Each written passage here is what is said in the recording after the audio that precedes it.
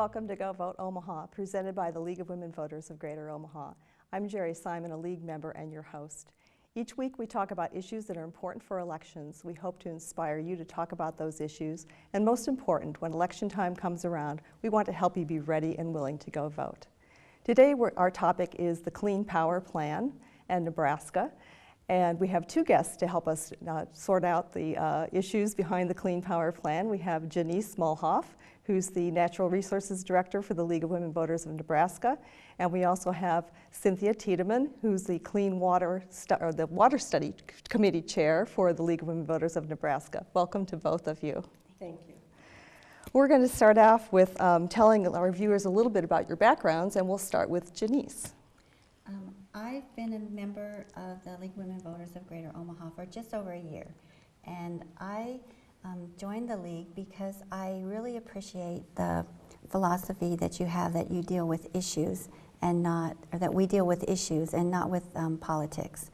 I'm not much enamored of politics, but I do have some strong feelings about issues. So I'm on the state board, as Geri said, with the League of Women Voters of Nebraska as the Natural Resources Chair. Okay, great. And Cynthia, how about your background with the League? Well, first of all, I'm a registered nurse, and that played a big part in this whole thing. First part of my professional career, I did some public health nursing, and then the next 18 years prior to my retirement in 2011, I was a school nurse. So I always knew there was a relationship between the environment and health.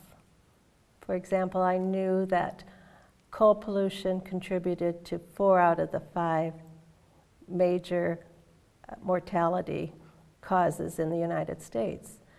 And as a school nurse, I was particularly concerned with how coal pollution was related to asthma, because I had a lot of students with asthma.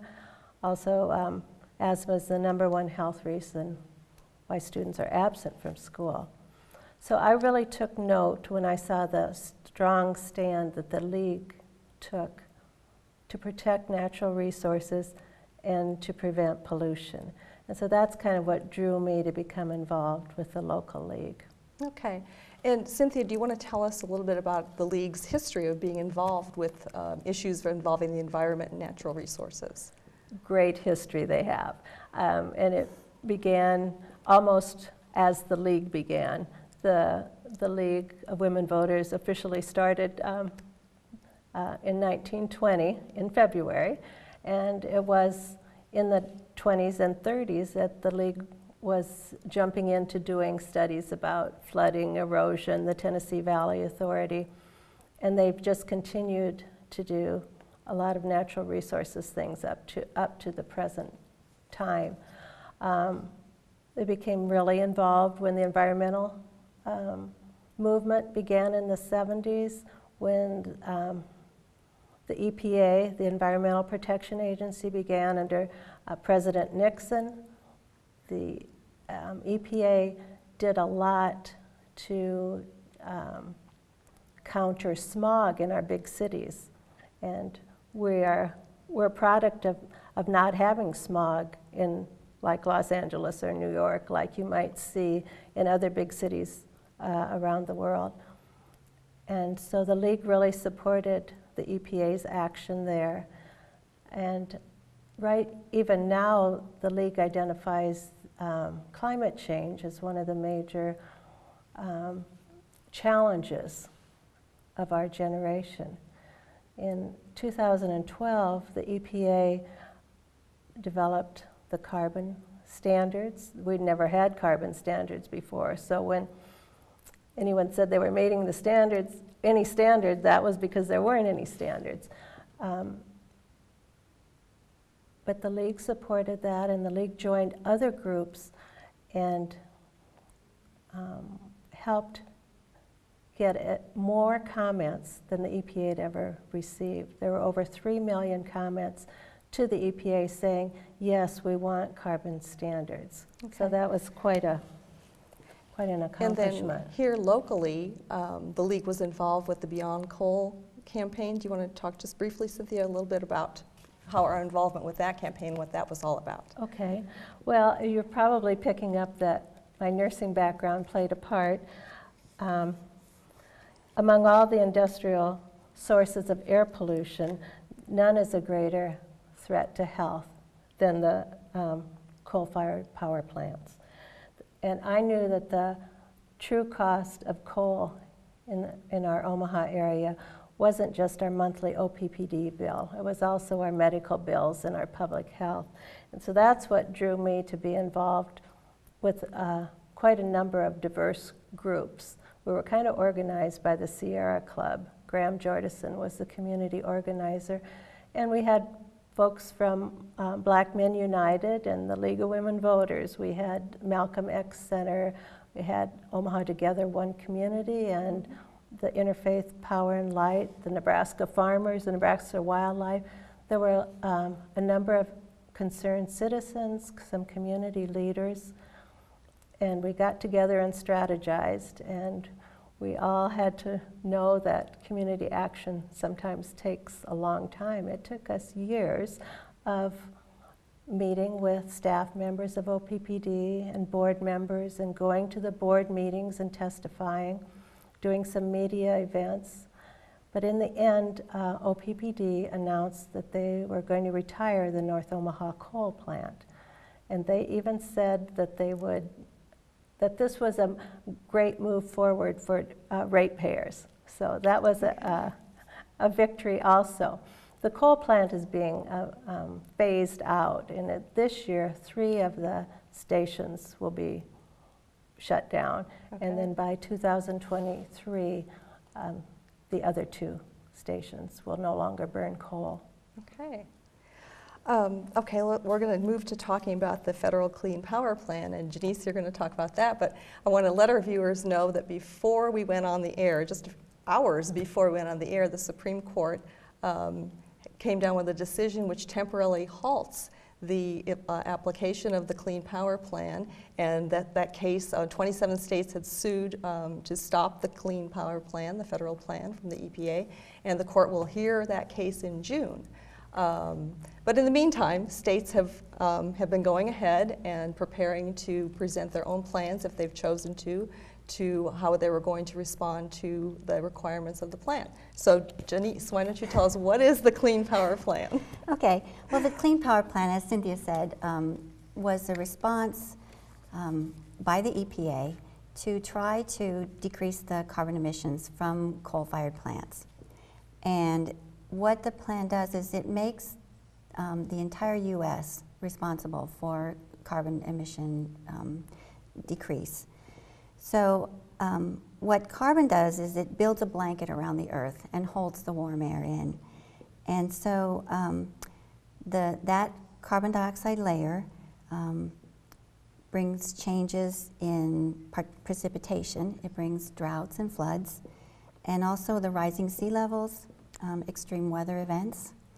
And it's the Clean Power Plan is also the main tool for the U.S. to meet the reduction in global emissions that was agreed to at the Paris climate talks. And so what the Clean Power Plan is, it brings us into alignment with all of the states to catch up with some of the states who've forged ahead, and brings us all into the Clean Power program. Okay. And some people would say this is an attempt to just completely get rid of our reliance on fossil fuels. Do you agree with that? Is that true? Well, the plan is intended to bring a balance between the fossil fuels and the renewable and low-emitting fuels like wind, solar, biomass, and biofuels, and nuclear. So it brings a balance. Nebraska currently produces 66% of our electricity from coal, and that would have to be decreased under the new standards. Okay. And Cynthia, I'll ask you this particular question. As you said before, we've never had national standards before for carbon emissions. Why do we need them, and what are the benefits of this new Clean Power Plan? Well, I think to build on what Janese said, it does put us in balance with all the states, because some have already stepped up and set some standards. And really, there's no divide line that protects carbon from one state going into the other. So it makes sense that we're United States all in this together, that we do these standards. Coal-fired power plants are the #1 emissions of carbon dioxide. And I think you asked me, what do we gain from this? Yes. We gain cleaner air and cleaner water, healthier people. And then one thing I think we don't always think about is that this is an opportunity. And so there are economic gains that we can reap from this with renewables, weatherization, efficiency. Okay. And states are required to develop their own plans if they choose to with the new national standards. Janese, what options do states have in meeting the standards? Well, there are a lot of options. Nebraska could develop our own plan. We could do a multi-state or a regional plan with the power pool, or if the Clean Power Plan passes the court stay, then the federal will give us one if we don't develop our own. But there's some complicated rules and formulas and procedures that we could use for compliance. But really the bottom line is to reduce coal production and to increase low emission production, as well as to increase efficiency and promote conservation. Okay, and I think a concern, I know in bringing the court case, a concern has been cost, and how costly will this be for Nebraska to develop a plan and meet the standards? Well, and that would really depend on how we decided to implement the plan. But in the long run, really energy from renewable sources provides a cost saving because the fuel is free. And also, many of the things that our power companies are already doing and are already projecting to close coal-fired plants and to use more wind energy. We've already got some things in the works that puts us well towards that goal. Okay. And is there any federal help in developing the plan? Are there any federal dollars that are available to states to help meet the standards? The EPA would set aside money for incentives for early action, and that's and also for low-income housing weatherization, and for conservation programs. So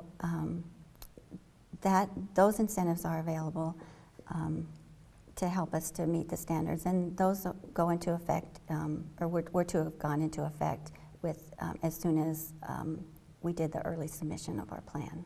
Okay. And what is the deadline for states to meet, barring that the Supreme Court doesn't allows it to go forward after the June 2nd hearing? What's the deadline that we're supposed to be meeting for providing a plan? Well, that's interesting because the new goals have to be met by 2030, which would give us quite some time to meet those goals. And there are some interim goals as well, but the end date for meeting all the 40% reduction is 2030. Okay. And states were to have plans submitted by September of this year? Correct. Is that correct? Okay. Okay, so Janese, let's get down to particularly Nebraska, what's happening here. What approach have we been taking in Nebraska? Well, in Nebraska, we have the Nebraska Department of Environmental Quality, and they have been tasked to decide which approach to take based on the feedback they get from the public comments, from the power companies, and from other stakeholders. In 2012, and that's the standard that the new plan was based on, Nebraska emitted 27 million tons of CO2 a year. And the new standard would be 18.5 million tons a year, and we have until 2030 to meet that standard. So how difficult is that for this state to do? Well, considering that we have 14 years to accomplish the goal, and these are minimum standards, Nebraska has abundant wind and solar resources, and there are efficiency weatherization programs already in effect that we could expand. And current jobs at coal power plants could be transitioned to renewable energy production, wind, solar, biomass, all of those. So it will be a challenge, but not impossible. Okay. Is there anything particularly unique about our state in terms of carbon emissions at all? Are we different from other states in the Midwest? Well, I don't have an exact answer for that, but I do know that Iowa is one of the top wind producers in the country, next to Texas. Mm-hmm. But and so we're quite far behind Iowa in wind energy. Okay. I know that for right now. Okay. Why don't you talk about the Nebraska Department of Environmental Quality has talked about having a carbon mitigation strategy, and so could you talk a little bit about what that plan or strategy has been by the department? Okay. Well, the department has been working with the power companies and with some stakeholders, and they've put together these public meetings and public comment sessions and public hearings as the plan is developed. And we're hopeful that they'll continue with that plan. Okay. And they did some surveying, did they not, last fall in preparation for these public kind of town hall meetings on the plan? So what were the surveys all about? Okay, well, the University of Nebraska at Lincoln Department of Agricultural Economics did this household survey for the Department of Environmental Quality, and it was quite extensive. They did 6,000 households, and the surveys were about energy sources and the Clean Power Plan specifically. And the major findings were that the majority of people that were surveyed thought that the state should develop a plan, and that the environmental impact should be highly considered. Most people thought that more development of renewable energy is important and less investment in coal. And so a majority, and also, and this was kind of surprising, more people said that they would pay a little more to support renewable energy. They did. Mm-hmm. That is interesting. So that was kind of a surprising finding that the Department of Environmental Quality. That is very surprising. So the Nebraska Department of Environmental Quality is, as far as we know, is still planning to hold public meetings, and I think there are 18 meetings in 9 different locations in Nebraska. And do you want to talk about the one that is proposed for Omaha and the date? Right. Well, the date would be February 23rd, and there are 2 sessions on that date. One is from 1 to 4, and the other one is from 6 to 9. And these will be held at the Malcolm X Foundation building, and that's at 3448 Evans Street. And there will be 2 sessions, but each session will be the same. So it wouldn't do anyone good to go to both sessions.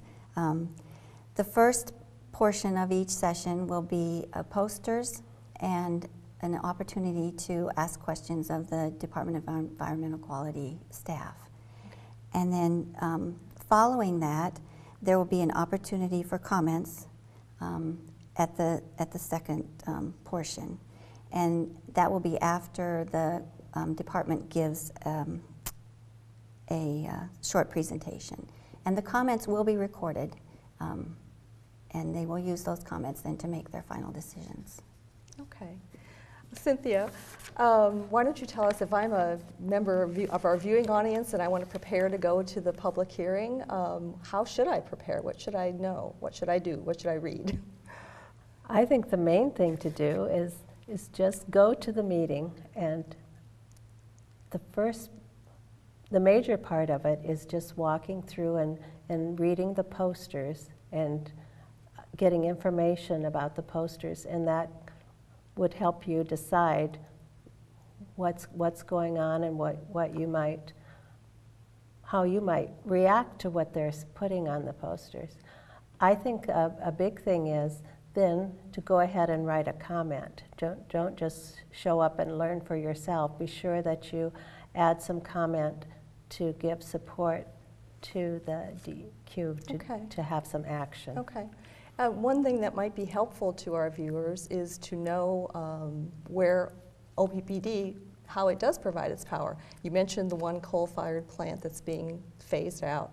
So do we have other coal-fired plants? Do we use nuclear from Fort Calhoun? What else? Do we use gas? What other sources do we have? You kind of answered it. There is more coal, and nuclear is a big provider of energy for OPPD. There is natural gas. There's methane from landfill, and OPPD does also purchase some wind, and they are in the process of having a larger wind farm being developed. So in a couple of years, they'll have even more power from wind. Okay, and so is it expected that that will help move towards phasing out other coal plants? I think yes. Okay. Okay. And there is, if viewers wanted to go to on the internet to find information about the public hearing, the dates, and other places, where would they go to look for information? To the website. Mm-hmm. Do we have the? I have the address of the website. I'm kind of hesitant to suggest this because I don't know if it will go through depending on what the DEQ decides to do.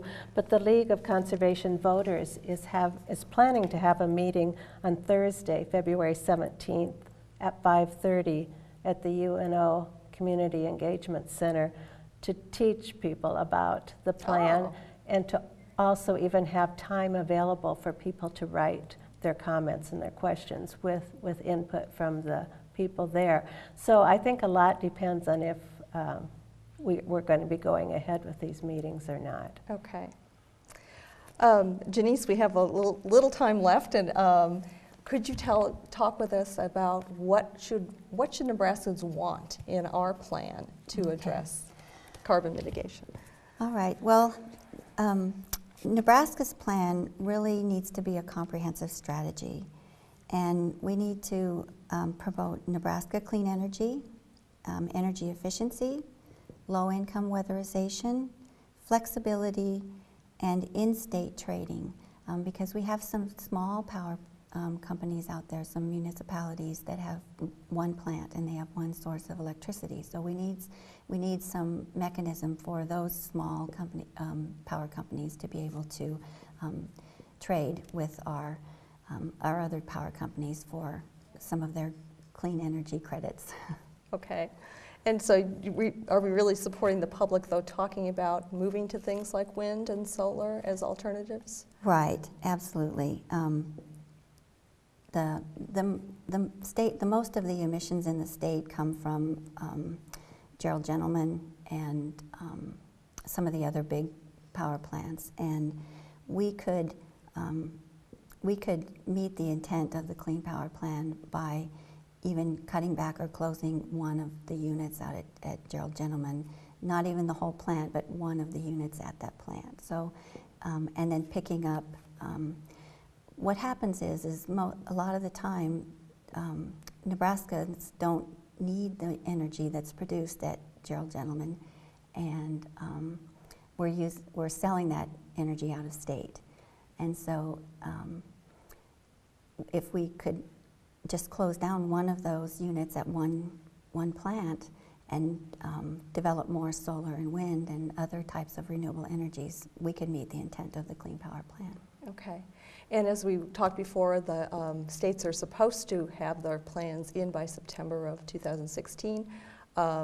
They could get a 2-year extension if they need it. Is Nebraska, do you think we'll be on track if things go forward to meeting that requirement of this September, or will we be asking for an extension?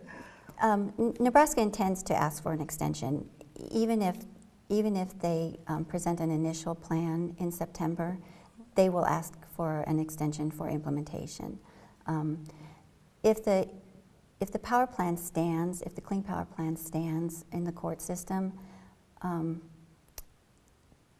there are incentives for early implementation. So those incentives you wouldn't get if you didn't take a stand early. But with the court hearing, we're going to wait. We'll have to wait and see. Okay, and those incentives would be dollars, federal Those dollars? incentives are dollars and credits. Okay, okay. Do we know, are we working with any other states around us on our Clean Power Plan or not? Well, initially it was thought that it would be a lot more cost-effective to do a multi-state or regional plan. Mm-hmm. But when they came out with the final rules, it looked like that they implemented, or they brought forward something called the Clean Energy Incentive Program, and that would make it an individual state plan much more affordable. Okay. And if the public hearing goes forward on the 23rd, if someone can't attend either one of those sessions, can they still give comments about Nebraska's strategy? They can. The Department of Environmental Quality has a website, and I don't know if you can see that. But you can search for it on the web and find it. If you look for the Department of Environmental Quality, the Nebraska Department of Environmental Quality online, then and look for the CPP heading on that. And it does matter. Our voices matter, and it's important to let the DEQ know that Nebraskans want clean energy. Great. Thank you both so much for being here this evening to talk about the Clean Power Plan. I appreciate it. Thank you. And if our viewers have want information about our show or suggestions, go to govotoomaha@gmail.com. For the League of Women Voters, I'm Geri Simon, reminding you to inform yourself about the issues, talk with others about them, and when election time rolls around, go vote Omaha.